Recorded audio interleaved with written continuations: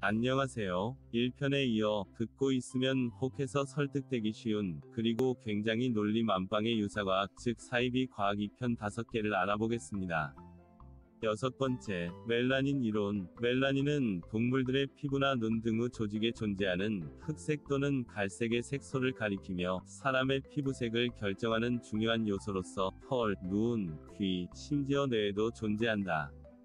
멜라닌 이론은 인간이라면 많던 적던 가지고 있는 이 색소를 인종적 우월성의 기준으로 삼는 것인데 흑인 차별에 맞서는 흑인 우월주의의 한 주장으로 1982년 프란시스 웰싱의 책 이시스 페이퍼에서 시작되었다. 이의 신봉자에 따르면 이집트에서 인류 문명이 시작될 수 있었던 것은 이집트인들의 풍부한 멜라닌 때문이다. 나일강이나 이집트의 지정학적 위치는 부차적 사항이다. 결국 멜라닌이 풍부한 사람은 전자기파를 흡수하고 빛과 자기장을 소리로 바꾸고 멜라닌이 정보를 처리하는 동안 뇌는 영혼과 교감할 수 있는 초능력까지 가질 수 있다. 추종자에 따라 내세우는 능력은 다양하지만 공통적인 것은 피부가 검을수록 능력치가 크다는 것이다. 또한 멜라닌이 뇌에도 존재하기 때문에 흑인들이 슈퍼파워를 가질 가능성이 높다고 말한다. 피부에 포함된 멜라닌의 양을 기준으로 인류를 한 줄로 나열하면 한쪽 끝에는 주로 아프리카에 사는 흑인이 그리고 다른 끝에는 주로 유럽 북부에 사는 백인이 있다. 결론적으로 멜라닌 색소가 가장 적은 백인이 열등한 인종이라는 것이다. 교수식이나 되는 미국 뉴욕 시립대학의 레너드 제프리스에 따르면 색소가 결핍한 백인은 냉정하고 이기적이며 탐욕적이다. 한편 색소가 차고 넘치는 흑인은 다정다감하고 친절하며 한결같이 인도주의적이며 고매하다. 그러나 전문가들에 의하면 인간의 뇌에 포함된 멜라닌 수치는 인종과 관련이 없다. 7번째, 레이라인. 레이라인은 고대의 종교적으로 중요하거나 문화적인 장소, 지형, 종종 사람이 만든 구조물을 포함하는 하나의 배열을 말한다.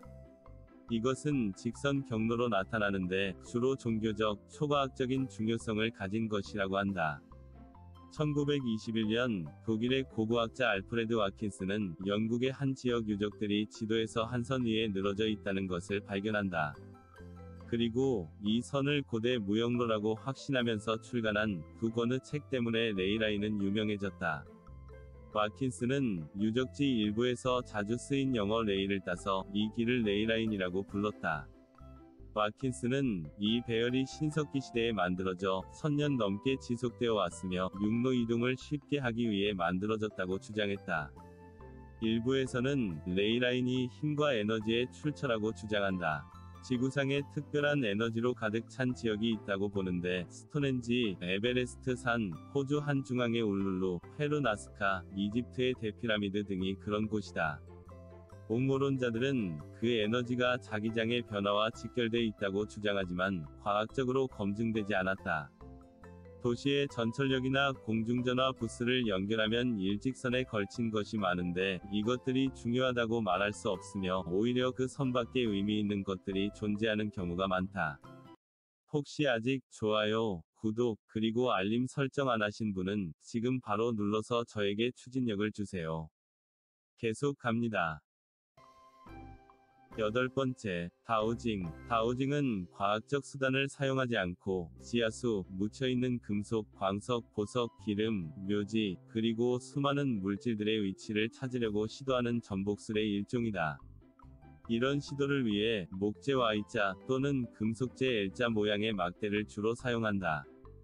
다우징의 최초의 기록은 기원전 15세기 그리스의 역사가 헤로도투스가 물을 찾은 것이라고 하니 실제로는 훨씬 전부터 존재했던 것 같다. 다우저라고 하는 다우징의 신봉자들은 미세한 땅속 물질 에너지가 손에 든 막대를 움직이게 한다고 말하는데 이런 교감을 자신들의 능력으로 미화한다. 그러나 회의론자들은 물질의 존재가 아닌 진행자의 긴장한 팔과 손 근육의 떨림만으로 막대가 충분히 움직일 수 있다고 말한다.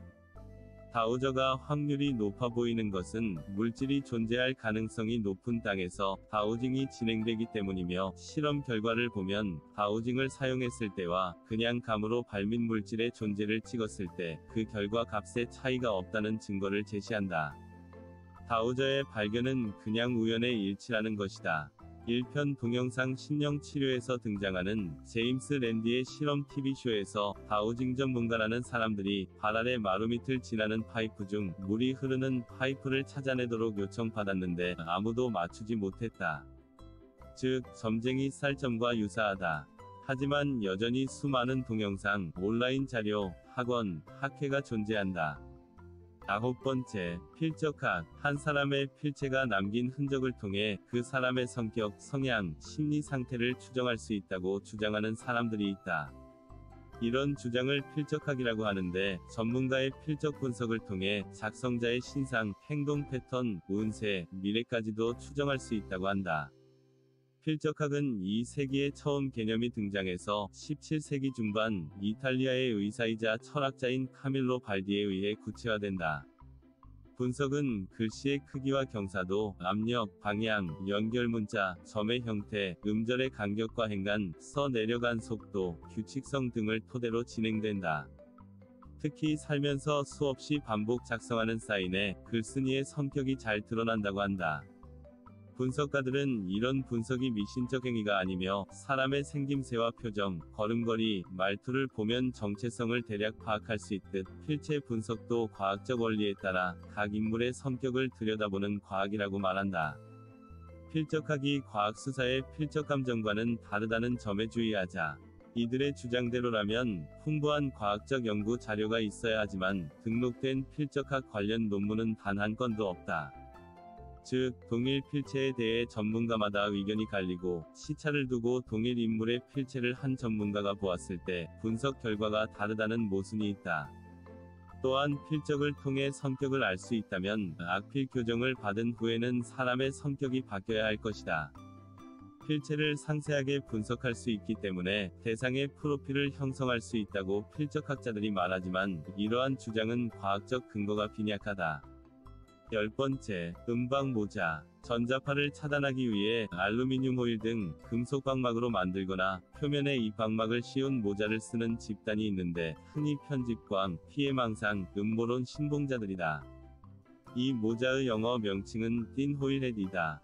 이런 믿음의 출발은 100년 전인 1927년으로 거슬러 올라간다. 당시 작가 줄리언 헉슬리는 자신의 단편소설에서 사악한 과학자에 의해 정신이 통제되는 것을 막기 위해 눈방모자를 사용한다. 그는 이 모자의 사용 근거를 1836년 개발된 정전기장 차단기계 패러데이 세장으로 삼는다. 이후 이 작품이 영화화되고 다른 작품에서도 이 모자가 등장하면서 일부 괴짜들의 필수품이 되었다.